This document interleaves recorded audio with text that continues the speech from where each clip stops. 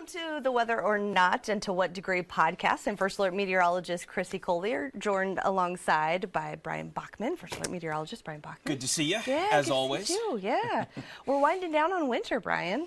Hard we're to getting believe. to the end. It always feels like there's so much winter ahead, and then suddenly you're less than a month away. Yeah, which is nice. I don't know about you, but I'm itching for these warmer temperatures. I'm ready. Same. Now that we've been getting, some 60s more recently, I'm always of that mindset. Once you get that taste of the first few mild days, yeah, just give me spring already. Yeah, for sure. I'm ready. For sure.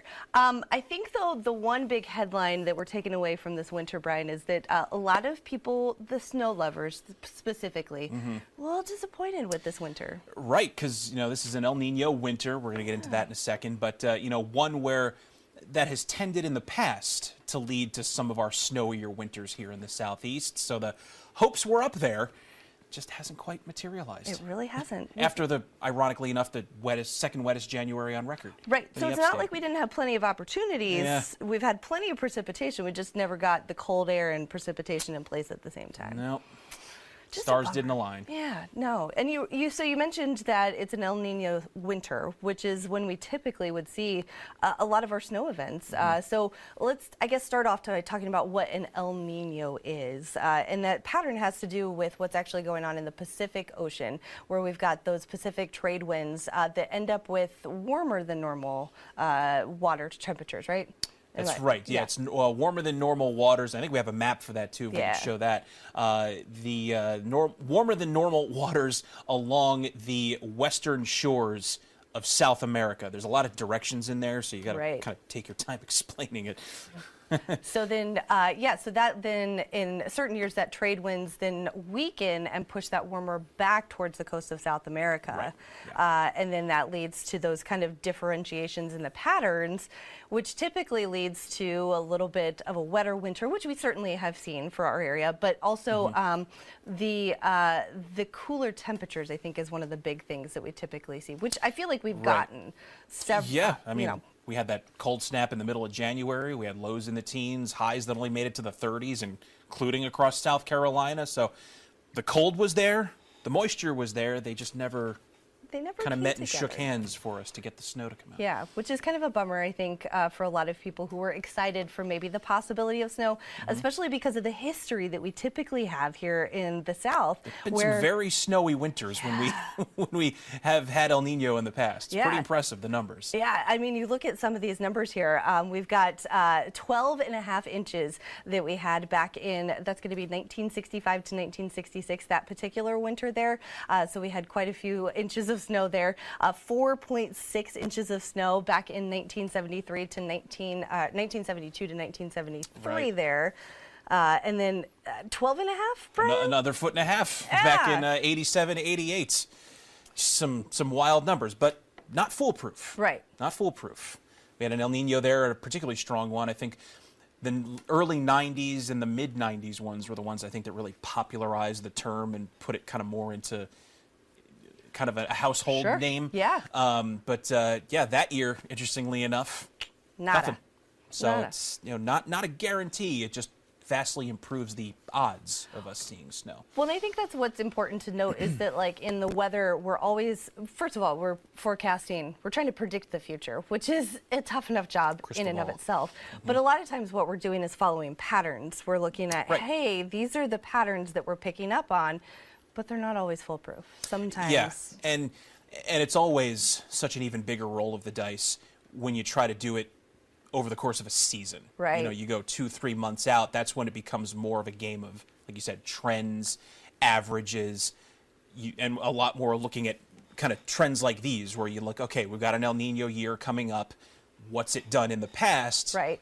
To give us some insight into what could possibly be coming our way, all you can do is say what kind of indicators are there and the way it looks like things could trend, but You know, even on an unseasonably mild winter like an El Nino sometimes brings, you know, you get your cold snaps. Yeah. It doesn't mean that the cold weather just stays away completely or that the snow comes down heavily in this case. Yeah, it's interesting because we definitely have had some interesting little tidbits of information, I feel like, kind of pop up in the last couple of weeks. Chief Meteorologist Kendra Kent had brought up that it's been 87 years since we've had 2 back-to-back winters with no snow in the upstate. No kidding. 87 years since we've had 2 years, and we didn't have any snow last year. Yeah. So if we make it through this year with no snow, or this winter season with no snow, it'll be the first time in 87 years. That's a long time. That's very strange to think about, too. 'Cause, Right. you know, Southeast, it's usually slim pickings when it comes to snow year in and year out. But to think that we put almost a century Yeah. in between back-to-back winters where we got nothing. Right. Nothing at all. Not even a tenth of an inch. Nothing. Wild. Nothing. Yeah. Well, and interestingly enough, the other, I think, little tidbit that came out within the last week is that South Carolina, as of the middle of February, this is February 21st, as of February 21st, the only state in the entire country that hasn't had snow in the 2023-2024 winter season. So bizarre to think about, Right? because I know we actually wrote an article about this the other day, posted it on our Facebook page and on our website, and a lot of the comments were, hold on, Florida got snow? Right? Not measurable snow, mind you, but there were some flurries. You actually looked it up in the Florida Panhandle. Well, because, when I saw this statistic, I was like, wait a second. Wait, let's look this up. The Panhandle of Florida, down around Pensacola, had gotten a little flurries back in the middle of January. So, yeah, it was, and everybody, of course, then the other question, Hawaii? Yeah, well, see, Hawaii is an easy one I think a lot of people go to because you think it's tropical. It's down by the equator, it's warm. Yeah. It's usually always the top of Hilo. Okay, yep. Or not Hilo, sorry, Hilo's a city on the big island of Hawaii. I forget top the of the name of the mountain. mountains. I should remember it. But yeah, the very top of the mountain on the big island of Hawaii actually pretty often gets snow. It's almost like at least a once a year kind of thing. Yeah. So up where all of the big observatories are in that part of the area, there'll be pictures that you'll sometimes see the Weather Service post where Hawaii got snow today. What do you know? Yeah. That's always fun. That's always one of those fun ones. So yeah, we're still in the snow drought. And Brian, when you and I have been looking at kind of what we're going to see over the next couple of weeks, it doesn't seem like, at least through the first week of March, we got no shot at this. No, the deck, I've been saying this the last few days, so if you've been watching our newscasts, I know it's a term or a phrase I've come back to a lot. The deck is getting more and more stacked against us here. You know, we're not to say nothing's impossible. Right. Winter's not over. Right. But looking at the trends, going back to the trends like you mentioned, we look at the long-range outlook here that we got on the screen there for you now, and this is something that really has not changed.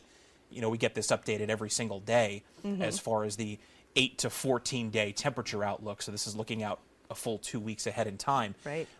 And it's consistently been into the warmer than average temperature profile expected here as we close out February and start the first few days of March. That's crazy. And that'll leave us about 2 weeks actually away from the official start of spring coming up on March 19th. Yeah.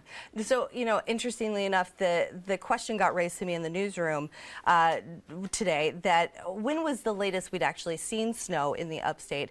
And interestingly enough, we got 1/10 of an inch of snow on April 18th, and this would have been, this is a while back, so Right. this wasn't any time recent. 1983, I believe, was the year that we had that. 41 years. But that's the latest measurable snow on record is April 18th.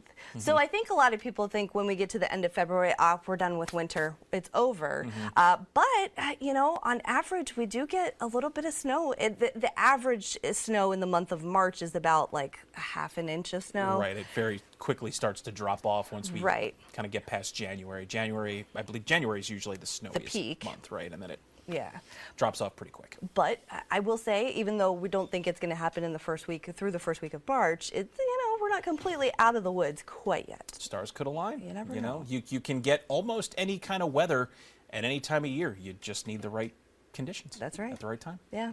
So we talked a lot about the El Nino. I do want to quickly kind of look ahead to the next couple months because we're going to transition real quick out of this El Nino into a neutral phase, it looks like. You and I were just talking about how quick this went. We've only been in El Nino since June of last year, Brian. Right. And that was coming out of, I believe it was a 3-year La Nina? Yeah, it was a pretty very long La long Nina. phase where, and La Nina, by the way, we're going to explain this anyway, but essentially the reverse of El Nino, the whole pattern kind of shifts. And that has all kinds of different potential weather implications across the country when you're in those phases. Yeah. So it looks like we're headed into the forecast is for a neutral phase from April until June. But then it looks like we're headed for La Nina this summer. So real quick transitions here when we talk about this. So you want to take this? Sure. Take this away? Yeah. So like I kind of mentioned, it's essentially the opposite. So where in an El Nino, that patch of unusually warm water sits just off the western coast of South America and Mexico. In a La Nina, it's flipped. It moves much farther out to the west side of the Pacific Ocean due to the trade winds reversing, and that actually helps to upwell some cooler than average water on that western side of South America. And you can see what that then kind of does to our pattern here, where in a typical winter here with an El Nino pattern, it tends to lead toward warmer and wetter, just wetter conditions overall for us.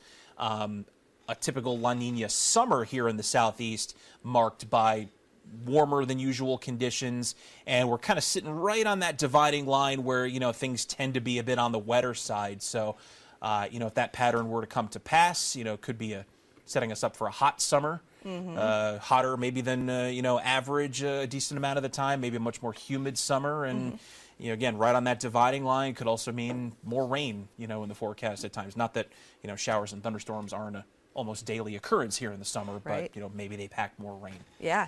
Well, and it feels like last year we didn't have major severe weather outbreaks. Last year we were kind of in that El Nino pattern. Not that we didn't have severe weather days. Certainly we had plenty of those, but we didn't have any major kind of events across our area. That's true. And I was looking at some of these statistics here. The La Nina years are the years where we tend to see a little better setup for maybe some of those more severe weather potential when you get into those spring and summer months with the La Nina year. So it's interesting that we could maybe be potentially talking about that. Obviously, it's that when you're talking about severe weather, you're talking about a day-to-day basis of what that looks like. But the overall pattern in La Nina years tends to be a little more active with severe weather. And that kind of a shift that you mentioned there more into the summer months is also a pretty sharp deviation from the way things tend to play out. Our severe weather season, if you will, here in the southeast tends to be from March to May. Right. So a La Nina could take that March to May period, but maybe push that out, like you're saying, June, July. So,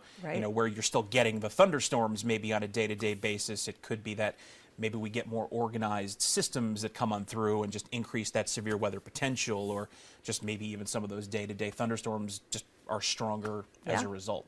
And a more active tropical system, too, when we talk about the summer, too, when you get a La Nina pattern. So that's, we kind of got a little bit of a break last year with, we really did. For the most El part. Nino year. So, So anyways, thanks for talking El Nino, La Nina with me. Of course. A little snow. Always love talking about the big picture. Right? It's fun. There we go. So, of course, this is the Whether or Not and to What Degree podcast. We so appreciate you listening to us. I'm meteorologist Chrissy Kohler for Bryan Bachman. We'll see you next time. Yeah.